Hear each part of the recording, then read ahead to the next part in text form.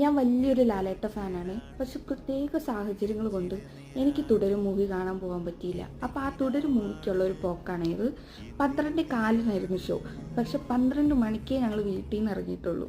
എന്നിട്ടും ആടി തൂങ്ങി പതുക്കെ സംസാരിച്ചൊക്കെ പോകുന്നത് എന്താണെന്ന് വെച്ചാൽ ശ്വാസകോശമൊക്കെ വന്ന് പോകണമല്ലോ, ടൈം ഉണ്ടല്ലോ അതിന്. കറക്റ്റ് അവിടെ എത്തിയപ്പോൾ മൂവി തുടങ്ങാൻ പോകുന്നേ ഉള്ളൂ. അടിപൊളി മൂവിയായിരുന്നു. എനിക്ക് ഭയങ്കരമായിട്ട് ഇഷ്ടപ്പെട്ടു. ലാലേട്ടൻ ചിരിക്കുമ്പോൾ ഞാനും ചിരിക്കും, ലാലേട്ടൻ കരയുമ്പോൾ ഞാനും കരയും. അതായിരുന്നു എൻ്റെ അവസ്ഥ. പിന്നെ ഒരു ബുദ്ധനെ വാങ്ങാൻ വേണ്ടി ഹോം സെൻറ്ററിൽ കയറിയതാണ്. അവിടെ ചെന്നപ്പോൾ ബുദ്ധൻ മാത്രമല്ല, വേറെ പല സാധനങ്ങളും കണ്ടു.